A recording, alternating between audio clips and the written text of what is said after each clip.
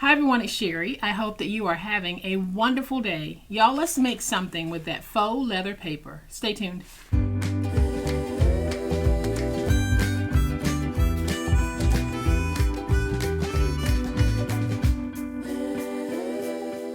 Welcome to my channel. I am so glad that you decided to stop by, and welcome to all of my new subscribers and to all of my new friends. Welcome back to all of my longtime subscribers and longtime friends. Thank you all so much for the wonderful ways in which you support me and my channel. I really do appreciate it. Today we're going to take that faux leather paper that we made and we're going to turn it into something very useful. Now, if you missed that quick video that I made showing how to make the faux leather paper, I'll have the corrected version linked in the description box below. And what we're making is going to be so simple and so cute. I'll give you a closer look in just a minute, but y'all know what time it is. It's time to make it.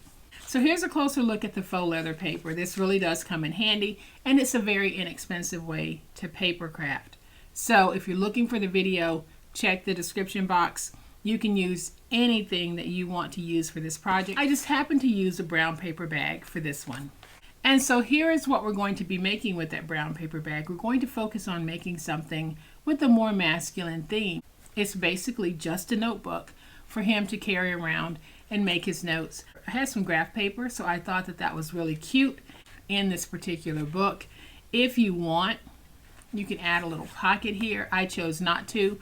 I am truly just making these as little notebooks. And when finished, the notebook is 6 by 4 3/8 and it's 1/4 of an inch deep. So very easy. Here's what we're going to need to make it. You're going to need that strip of faux leather paper that you made. I have a piece for the inside of my notebook, and this is cut at 9 by 7, but we will do some additional trimming. And then I have some more of that graph paper cut at 4 3/8 by 5 7/8, and I am using a stack that is 1/4 of an inch thick. So you just need to make sure that your stack is thick enough to fit in the spine of your book. You don't want it too thick and you don't want it too loose. So I'm not giving a number of pages because the type of paper that you choose to use might vary in thickness, but just make sure that when stacked, the thickness of your paper is closely aligned with the thickness of your spine. So what I have done to my paper is I have run it through my Xyron so that I can get adhesive on the back. You can get adhesive by spraying this with some adhesive spray, or you can tape it. It's completely up to you. But I'm just going to go ahead and peel away the backer sheet, flip this over,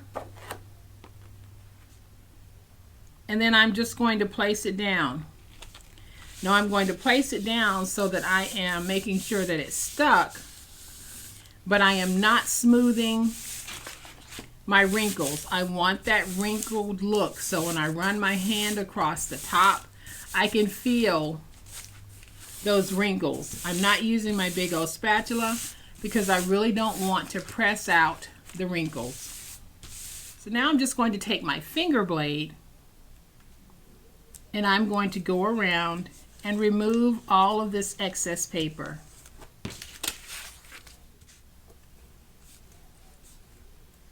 So now that I have removed my excess paper, I am going to go ahead and do a little bit of cleanup of this.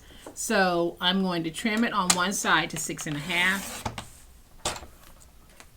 Then I'll turn it and I'll trim the other side at 6. I have a little bit here where I actually messed up.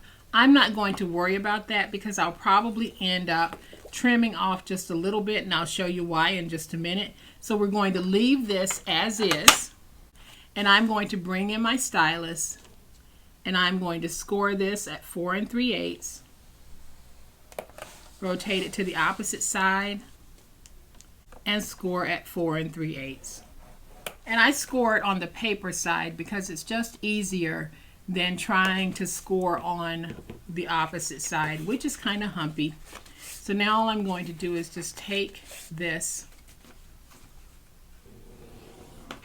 and I'm just going to give it a creasing. So then I'm just going to take my papers and stack them in because I want a nice fit on this.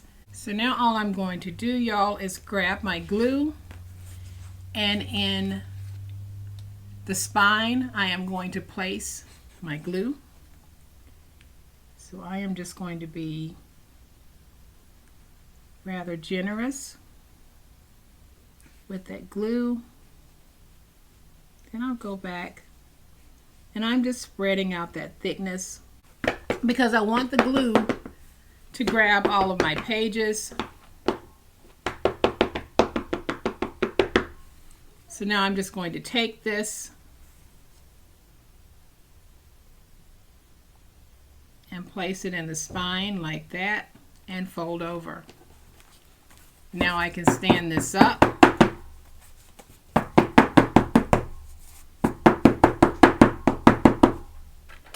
and pound that glue.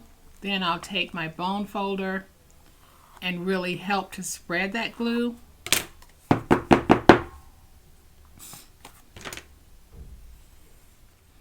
And I'll just keep spreading that glue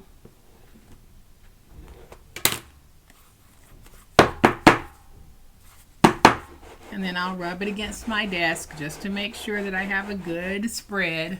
And now it's just a matter of letting this dry. But you can see that I have some hangover here, and that hangover, when I cut it off, is going to remove this part here. So I'm going to remove my hangover using the electronic cutter that I have. But if you don't have an electronic cutter, you just simply need to place down your ruler, and with a very sharp blade and your X-Acto knife or finger blade, just start cutting through the layers of the paper until you have removed that white excess that is hanging over. So here is my notebook all trimmed nicely, and if you want, you can now go back over certain parts of this if you want it to have a more worn look. So that's exactly what I'm going to do. I'm just going to go over this in certain parts just by laying this down. And you can see how I added some more distressing to this. We'll do it on the back side as well.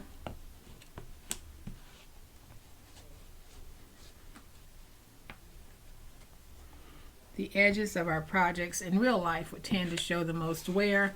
So that is where I'm really putting that additional color.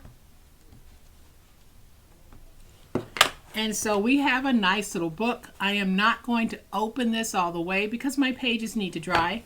But I do have another one of these little words here, and it comes from a Tim Holtz collection. I can't remember the name of the collection. I think it's called Adventure, but I'm not sure.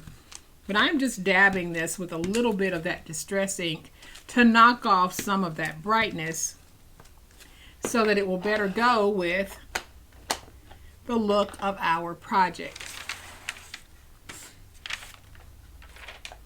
So now I can take some glue and we can put this down. This time I think I'm going to put it in the bottom corner. So I'm just going to take some glue because this is not a sticker. Add some glue and place it right there in the corner. And so there we have another really nice 6 by 4 3/8 by 1/4 of an inch notebook.